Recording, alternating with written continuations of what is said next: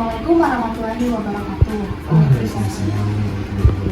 Perkenalkan, saya Rizka Walia dari mahasiswa Politeknik Kaltara. Tujuan saya datang ke sini untuk melakukan edukasi kepada adik-adik mengenai penyakit struma. Nah, sebelumnya adik-adik udah pada tahu belum struma itu apa? Baik, saya jelaskan ya. Jadi, struma atau biasa kita kenal dengan sakit gondok adalah kondisi medis adanya benjolan yang tidak wajar pada bagian leher karena disebabkan oleh kelenjar tiroid yang membesar atau adanya pertumbuhan sel yang abnormal pada organ tersebut.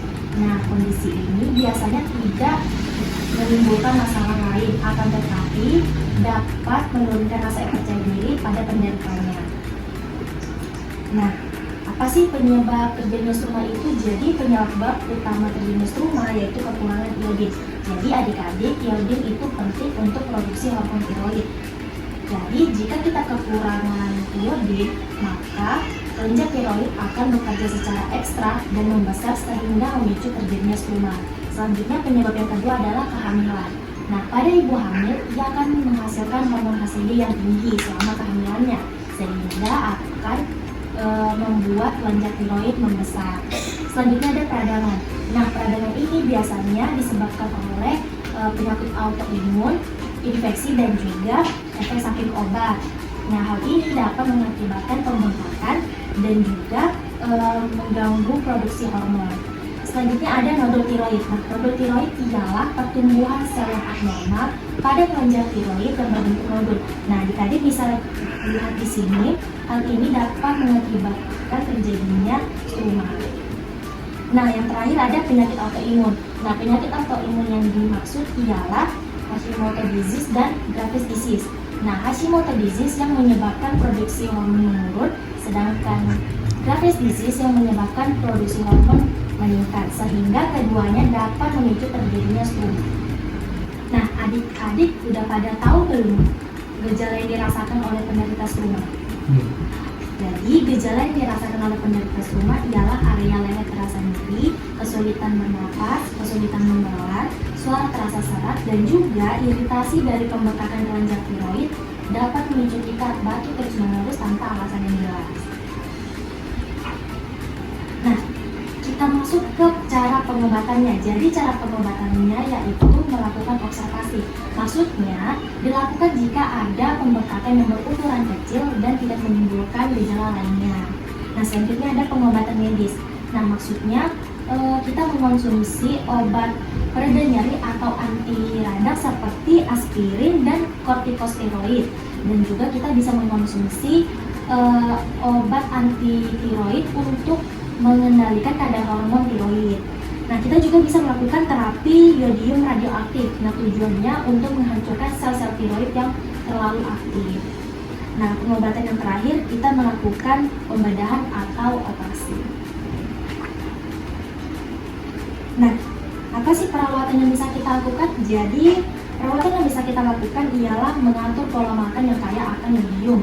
Contohnya, garam yang beriodium, susu atau ikan laut seperti salmon dan tuna. Nah, kita juga bisa melakukan manajemen stres. Nah, contohnya melakukan yoga atau teknik relaksasi napas dalam. Selanjutnya ada kompres hangat. Nah, jika leher kita terasa nyeri atau kurang nyaman, kita bisa melakukan dengan kompres hangat. Tujuannya untuk meredakan peradangan. Dan yang terakhir, melakukan olahraga secara teratur. Nah, kita masuk ke mitos dan faktanya nih. Jadi mitosnya struma hanya dialami oleh orang tua saja. Itu salah ya adik-adik. Jadi faktanya struma bisa dialami oleh semua kalangan, baik anak-anak dan remaja. Lalu ada lagi mitosnya struma hanya bisa disembuhkan dengan operasi. Nah, seperti saya sudah jelaskan tadi, pengobatan tergantung pada penyebabnya. Nah, bisa disembuhkan oleh suplemen yodium atau obat tiroid, atau juga kalau misalnya yang terakhir itu melakukan operasi. Nah, adik-adik, itulah tadi pemaparan materi dari saya. Ini saya bagikan leaflet untuk bisa dibaca-baca. Nah, nanti kalau misalnya ada yang ingin ditanyakan silakan.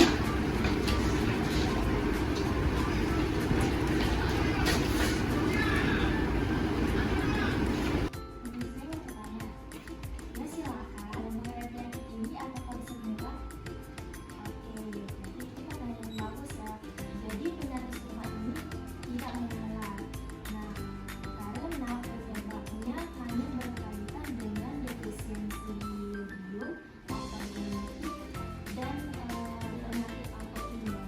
Apakah bisa penyakit? Mungkin ada lagi yang ingin bertanya sebelum saya tutup. Baik, demikianlah materi yang bisa saya sampaikan. Semoga apa yang saya sudah sampaikan bisa bermanfaat ya adik-adik. Terima kasih sudah meluangkan waktunya. Saya Riri. Wassalamualaikum warahmatullahi wabarakatuh. Waalaikumsalam warahmatullahi wabarakatuh.